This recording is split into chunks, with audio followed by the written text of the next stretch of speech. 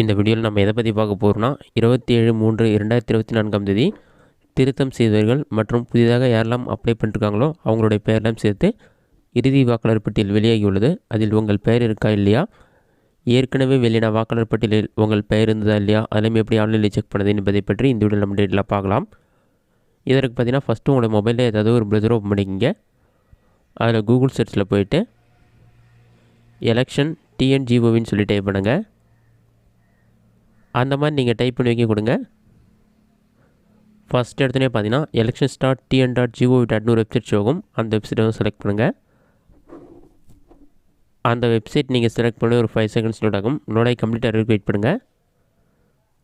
லோடாகி complete ஆன பிறகு open ஆன பிறகு உங்களுக்கு இந்த மாதிரி தான் ஷோ ஆகும்.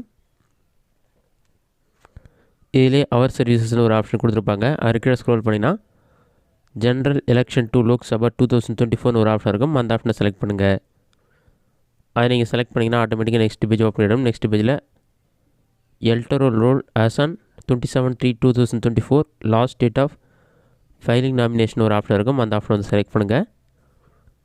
எலக்டோரல் பேஜுக்கான ஓப்பன் ஆகிடும். இதில் எலக்டோரலில் சென்னை தவிர்த்து பிற மாவட்டங்கள்லாம் ஃபஸ்ட் ஆப்ஷனும், நீங்கள் சென்னையாக இருந்தால் செகண்ட் ஆப்ஷனும் யூஸ் பண்ணி டெவலப் பண்ணிக்கலாம். அதில் 27/3/2024 தேதி தான் வெளியே சொல்லி மென்ஷன் பண்ணிருப்பாங்க. அதை கிளிக் பண்ணிங்கன்னா ஆட்டோமேட்டிக்காக நெக்ஸ்ட் பேஜ் ஓப்பன் ஆகிடும். நெக்ஸ்ட் பேஜில் உங்களை மாவட்டம் என்னவோ அதை செலக்ட் பண்ணுங்கள்.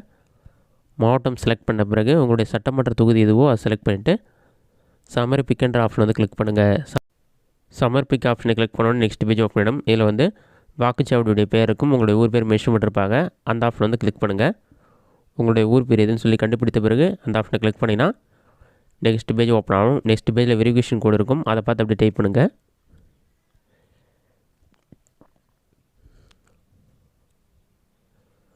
அதை பார்த்து டைப் பண்ணிவிட்டு சமர்ப்பிக்கின்ற ஆப்ஷனை கிளிக் பண்ணிங்கன்னா ஒரு 5 செகண்ட்ஸில் வந்து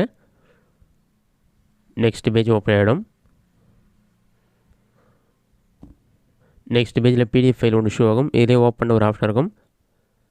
அந்த ஆப்ஷனை கிளிக் பண்ணிங்கன்னா டவுன்லோட் கன்ஃபார்ம் கேட்கும். டவுன்லோட் ஆப்ஷனை கிளிக் பண்ணிங்கன்னா ஒரு 5 செகண்ட்ஸ்லேயே ஓட்டர் லிஸ்ட் வந்து டவுன்லோட் ஆகிடும். டவுன்லோட் ஆகி கம்ப்ளீட் ஆன பிறகு ஆட்டோமேட்டிக்காக அதுவே ஓப்பன் ஆகிடும். அப்படின்னா ரைட் சைடில் 3 டாட் இருக்கும். அதை கிளிக் பண்ணி டவுன்லோட்ஸ் ஆப்ஷனை கிளிக் பண்ணிங்கன்னா டவுன்லோட் ஸ்பீட் நீங்கள் செக் பண்ணிக்க முடியும். இது ஜஸ்ட் ஒரு 8 MB தான் இருக்கும்.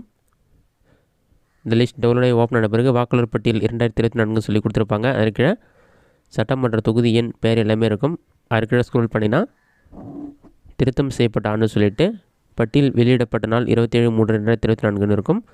பட்டியல் விவரம்னு சொல்லிவிட்டு 22/1/2024 முதல் 27/3/2024 வரையிலான தொடர் திருத்த காலத்தின் துணைப்பட்டியல் 2, துணைப்பட்டியல் 1 மற்றும் 2 உள்ள நீக்கங்களும் திருத்தங்களும் அடிப்படை பட்டியலில் குறிப்பிடப்பட்டுள்ளன்னு சொல்லி கொடுத்துருப்பாங்க.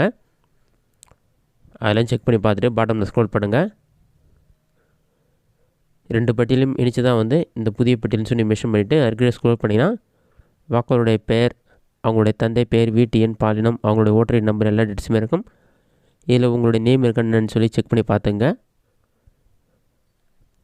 அதெல்லாம் செக் பண்ணி பார்த்துட்டு பாட்டமில் ஸ்க்ரோல் பண்ணிங்கன்னா திருத்தத்திற்கு பிறகு எவ்வளோ வாக்காளர்கள் வந்து சேர்க்கப்பட்டிருக்காங்கன்னு சொல்லிட்டு அந்த எண்ணிக்கை வந்து கொடுத்துருப்பாங்க. அதெல்லாம் நீங்கள் செக் பண்ணி பார்த்துக்கொள்ள முடியும். இதுதான் வந்து தற்போது வெளியான புதிய வாக்காளர் பட்டியல். நீங்கள் ஜனவரி 1ஆம் தேதி வெளியிடப்பட்டுள்ள வாக்காளர் பட்டியலும் நீங்கள் டவுன்லோட் பண்ண நினச்சிங்கன்னா அதையும் டவுன்லோட் பண்ணி செக் பண்ணி பார்க்கலாம். அதை நீங்கள் டவுன்லோட் பண்ணுறதுக்கு மறுபடியும் TNElection.gov.in என்ற வெப்சைட்டுடைய ஹோம் பேஜ் ஓப்பன் பண்ணிவிட்டு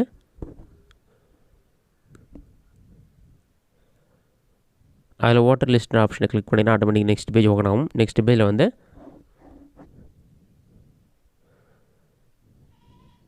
பாட்டமில் ஸ்க்ரோல் பண்ணுங்கள். ஸ்பெஷல் சம்மரி ரிவிஷன் இருக்கும். Final publication of electoral roll 2024 சொல்லி கொடுத்துருப்பாங்க. அந்த ஆப்ஷன் வந்து நீங்கள் செலக்ட் பண்ணுங்கள். அதை நீங்கள் செலக்ட் பண்ண நெக்ஸ்ட் பேஜில் வந்து வாக்காளர் பட்டியலில் இருக்கும். இதில் உங்களுடைய மாவட்டம் என்னவோ செலக்ட் பண்ணுங்கள். மாவட்டம் செலக்ட் பண்ண பிறகு உங்களுடைய தொகுதி நீங்கள் மறுபடியும் செலக்ட் பண்ணிவிட்டு சமர்ப்பிக்கின்ற ஆப்ஷன் வந்து கிளிக் பண்ணுங்கள். சமர்ப்பிக்க கொடுத்துக்கிற ஒரு 5 செகண்ட்ஸ்லேயே வந்து நெக்ஸ்ட் பேஜில் வந்து ஊருடைய பேர் எல்லாமே ஷோ ஆகும். உங்களுடைய ஊர் எதுன்னு கண்டுபிடித்து அதை கிளிக் பண்ணிங்கன்னா நெக்ஸ்ட் பேஜில் வந்து வெரிஃபிகேஷன் கோடுக்கு ஒரு நம்பர் இருக்கும். அந்த நம்பரை பார்த்து அப்படியே டைப் பண்ணுங்கள். நம்பரை பார்த்து டைப் பண்ணிவிட்டு சமர்ப்பிக்கின்ற ஆப்ஷனை கிளிக் பண்ணிங்கன்னா ஆட்டோமேட்டிக்காக PDF ஃபைல் ஒன்று டவுன்லோட் ஆகும்.